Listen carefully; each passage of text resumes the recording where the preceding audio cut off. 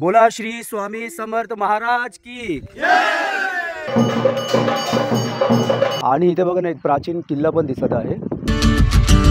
हा जो गेट दिसत आहे ना, गेट क्रॉस केल्यानंतर अजून आपल्याला 6 किलोमीटर पुढे जायचं आहे।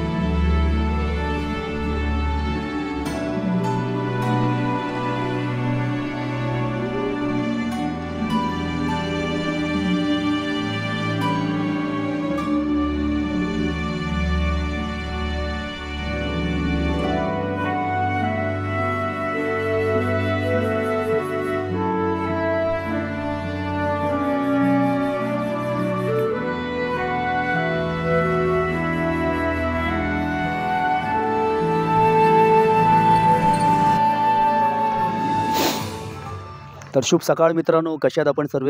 होप सो आपण सर्व स्वस्त आणि मस्त असाल। आज आहे 31 डिसेंबर आणि आपापले सर्वांचे प्लॅनिंग्स असतील। कोण रिसॉर्टला गेलं असेल, कोण पिकनिक, कोण गावी जाऊन एन्जॉय करणार असेल आणि काही घरीच एन्जॉय करायला प्रिफर करतात। पण आजचा आमचा जो शेड्यूल आहे ना 31चा, पहिला मी जाणार आहोत अक्कलकोटला श्री स्वामी समर्थांचं दर्शन करायला आणि त्यानंतर आपण तिथून जाणार आहोत गाणगापूरला। असे 2 शेड्यूल आहेत आपले। तर आपले 1, 2, 3 असे 3 गाड्या लाईनीमध्ये तयार आहेत आणि हा ताफा पूर्ण निघत आहेत श्री स्वामी समर्थांचा दर्शनसाठी। तर आपण पण आमच्याबरोबर स्वामी समर्थांचा दर्शन करायला चला। बोला श्री स्वामी समर्थ महाराज की।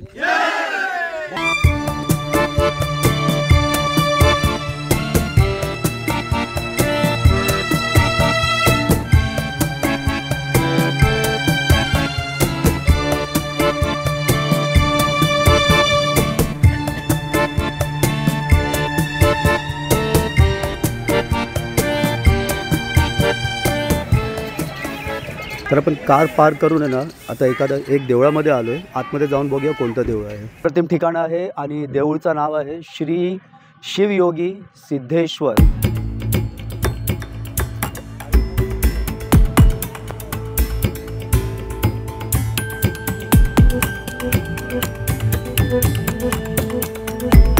आणि इथे बघा हे पाणी, म्हणजे इथे आपले पाय स्वच्छ करून पुढे आपल्याला जायचं आहे। मस्त शंकराची पिंडी आहे।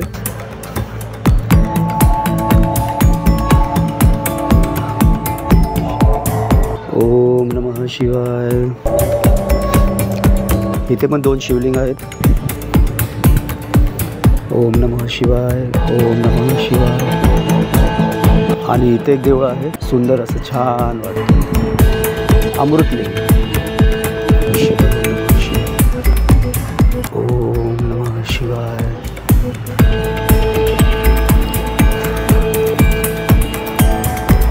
इथे दर्शन करून दुसरं देऊळ आहे, आपण इथेही दर्शन करूया। ओम नमः शिवाय, ओम नमः। ते गणपती अप्पा विराजमान आहेत। इथे एक शिवलिंग आहे। ओम नमः शिवाय, ओम नमः शिवाय। आणि बघा हे सर्व प्राचीन, इथे नागदेवता दिसत आहेत। इथे नागदेवताचा आहे, इथे पण नागदेवता आहेत आणि श्री हनुमान आहेत। ओम नमः शिवाय, ओम नमः शिवाय। आता आपण आतमध्ये जाऊ। ओम शिवाय।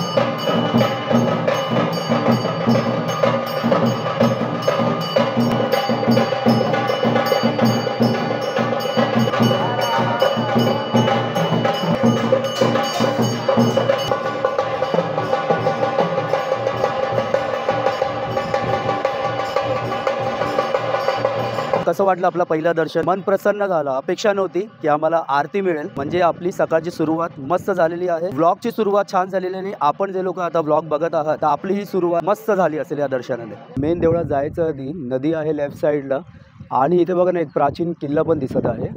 तर मला नावाची आयडिया नाही आहे, आणि आपल्याला जर माहीत असेल तर प्लीज कमेंटमध्ये सांगा, म्हणजे इतर लोकांनाही माहिती मिळेल. हे नाश्ता कुठे इथेच करणार आहे? महालक्ष्मी इडली गृह. ठीक आहे, ते इथून आपण आता डायरेक्ट शिंदे चौकामध्ये जाऊया. जिथे आपण नाश्ता करणार आहोत त्या स्पॉटचं नाव आहे श्री महालक्ष्मी स्नॅक्स पॉईंट.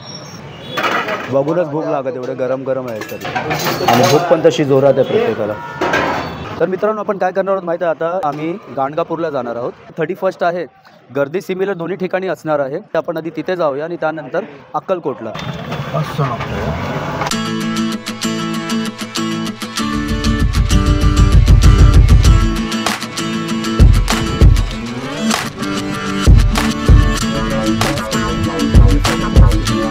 आपण जेव्हा गुगल मॅप लावून येतो ना, तर आपल्याला 2 रस्ते दाखवणार. एक आपल्याला हा रस्ता, आणि हा इथून आपल्याला शॉर्टकट दाखवेल 10 किलोमीटरचा रस्ता. म्हणजे 10 किलोमीटरचा डिस्टन्स कमी होतो, आणि नॉर्मली गुगल हा रस्ता दाखवतो. तर मी हा रस्ता ट्राय करणार आहोत. तर आपण आता उसाचा रस पिऊन घेऊया आणि आपली जर्नी कंटिन्यू करूया. ऊसचा अप्रतिम येतो.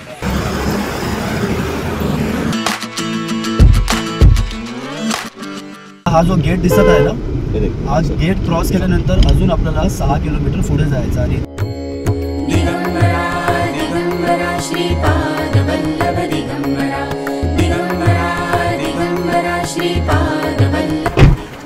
तर फायनली मित्रांनो आपण गाणगापूरला पोहोचलेलो आहोत, आणि माझा लाईफमधला पहिला दर्शन आहे. तर मला खूप एक्साइटमेंट आहे.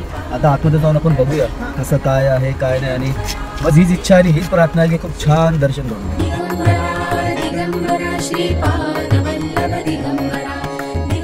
आपल्याबरोबर विनोद आहे. विनोद, आता इथे आल्यानंतर आपल्याला सर्वप्रथम काय करायचं? आपण आत्ता आलोय संगमावरती.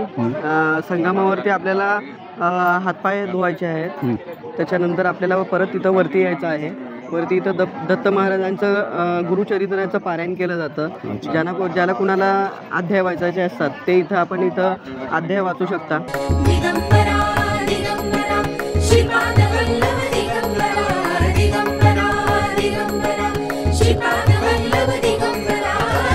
भीमा अमरजा संगम नदीचं नाव.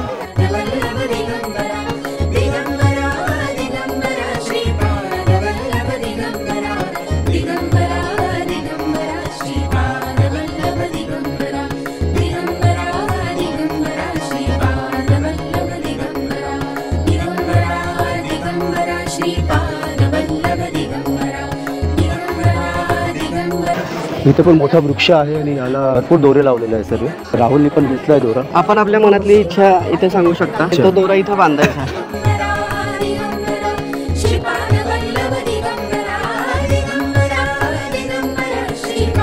त्या वृक्षाला मित्रांनो आपण पाहू शकतात की चारी साईडने ना दोऱ्याने बांधलेलं. इथे तर पाहा ना, एखादा त्रिशूल सारखं वाटतं बघा.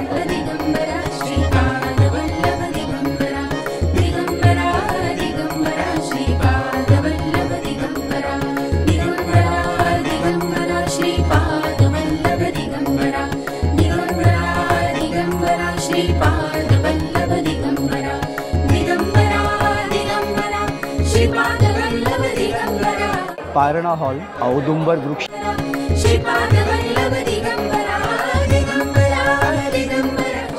आपण औदुंबर वृक्ष आहे ना त्या परिसरमध्ये आहोत.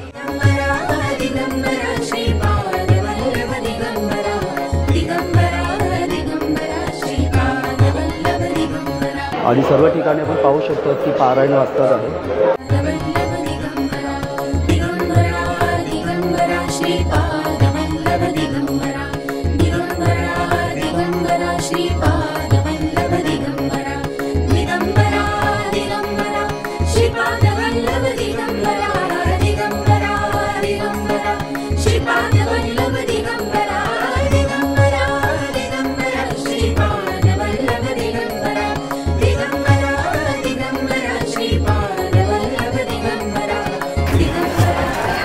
इथे दर्शन करून झालेलं मित्रांनो, आणि अजून एक मंदिर आहे. आपण त्या मंदिरच्या दिशेने चाललेलो आहोत.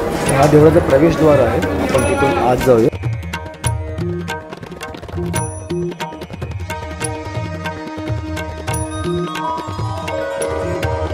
जयते जयते जयते यतेरि हतमो हतमो हतमो नमः निकटाय पदाय सदाय. आपण आतमध्ये दर्शन केलेलं आहे श्री नरसिंह सरस्वती आणि आपण इथून आता कंटिन्यू करणार आणि आपण कुठे जाणार आहे, भस्माचा डोंगर. बाहेर खूप कडक ऊन आहे, क्लायमेट चेंज झालं आहे, पाणी चेंज झालं आहे, घसा माझा आहे ना कम्प्लिटली बसलेला आहे आणि त्यामुळे असं होतं की व्लॉग करतानाही खूप त्रास होत आहे, बोलतानाही खूप त्रास होत आहे, म्हणजे एकदम थकवा जाणवत आहे. मी व्लॉग कंटिन्यू करेन आपल्यासाठी, पण प्लीज बेअर विथ मी. भस्मा हिल म्हणजे भस्माचा डोंगर.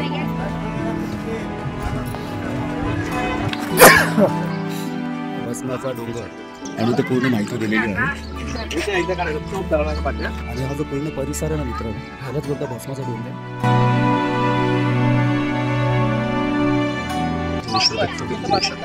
श्री परशुराम यज्ञभूमी. श्री परशुरामाने इथे यज्ञ केलेलं आणि ते किती वर्ष त्याने यज्ञ केलं असं म्हणून हा भस्माचा पूर्ण डोंगर तयार झालेला आहे. अजूनही असे भस्म निघतात.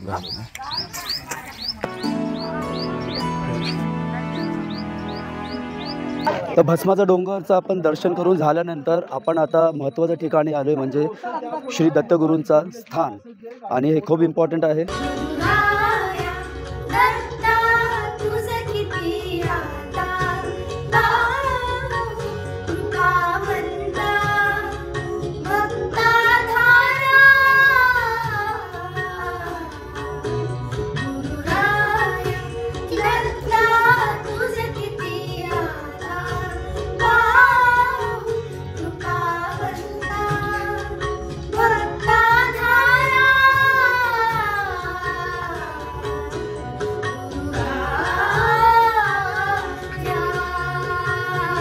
फायनली अर्धा तासाच्या वेट नंतर, अर्धा तास वरती लाईनमध्ये फिरल्यानंतर आता आम्ही खाली उतरणार आहोत.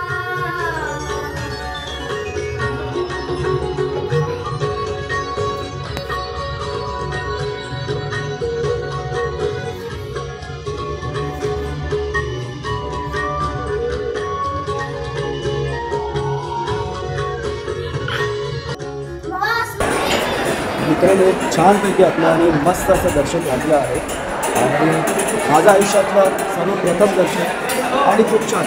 ना धक्काधुक्की ना काही नाही, शांतपणे दर्शन करायला दिलं.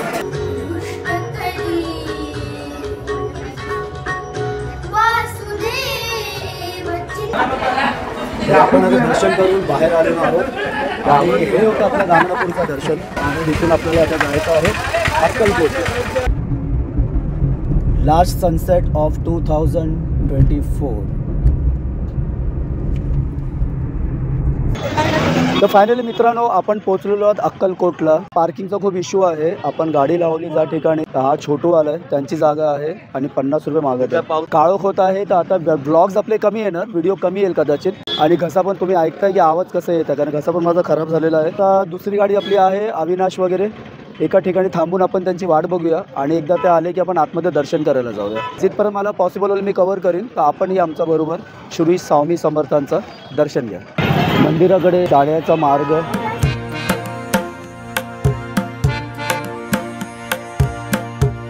आज 31 डिसेंबर आहे आणि 31 डिसेंबरची संध्याकाळ आहे. गर्दी तर असणारच. वर्षाचा शेवटचा दिवस म्हणलं तर लोक तर भरपूर येतात दर्शन करायला आणि काही लोक त्यांची सकाळ म्हणजे उद्याचा दिवस इथूनच स्टार्ट करणार.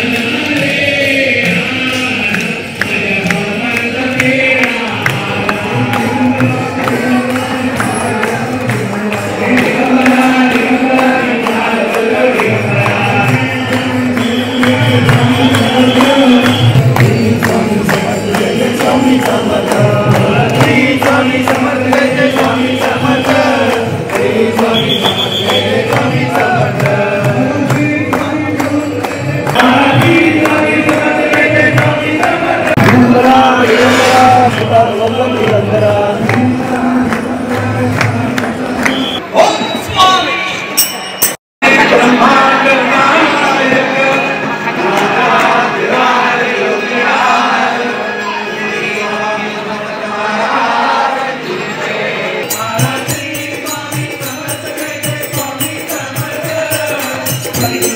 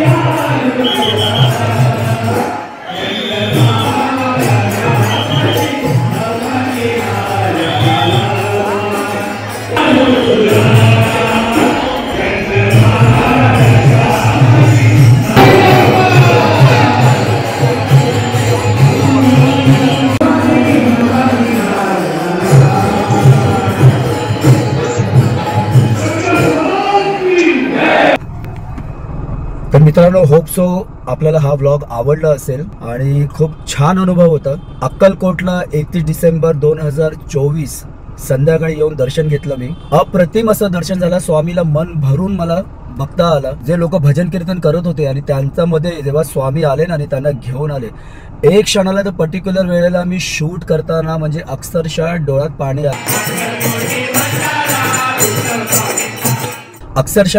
आलं आणि असं वाटत होतं की बस घरी ना जाता इथेच थांबू आणि शूट करत राहू मन भरून. पण जेवढं मला पाहिजे होतं ना कॉन्टेंट, तेवढं स्वामीने बोलतात ना मन भरून तेवढं कॉन्टेंट मला दिलं. आणि खरं म्हटलं तर त्यांचाच आशीर्वाद. आणि दुसरी गोष्ट म्हटलं तर बाहेर आल्यानंतर जेव्हा मी आपण चप्पल स्टँडला जातो, मित्रमंडळी सर्व एका साईडला गेले कारण मी बरेच वेळ आतमध्ये शूट करत होतो. तिथे जाताना एक लहान मुलगा भेटला. तो बोलला की सर तुम्हाला टिकाला होतो. मी बोललो राजा माझ्याकडे सोने, खरोखर माझ्याकडे 500ची नोट 500ची नोट आहेत खिशामध्ये आणि सुट्टे नव्हते. तर तो बोलतो सर काही प्रॉब्लेम नाही, सुट्टे नसेल तरी चालेल, मला पैसे नको, मी टिकाला होतो. तर मी बोला ठीक आहे लाव बेटा टिका लाव. आणि त्याने इथे टिका लावला. तर याला मी स्वामींचा आशीर्वादच समजतो. आणि मला व्लॉगमध्ये जास्त काही बोलता येत नाही कारण माझा पूर्ण घसा खराब झालेला आहे, घसा बसला आहे, सर्दी आहे. आता फक्त एक तापच यायचा बाकी राहिला. मला वाटतं दिवसभर कंडिशन माझी वर्स आहे. त्यामध्ये मी प्रयत्न केले की जेवढं करता येईल मी तेवढं व्लॉग बनवायचा प्रयत्न केला. जास्त काही बोलत नाही. जय स्वामी समर्थ.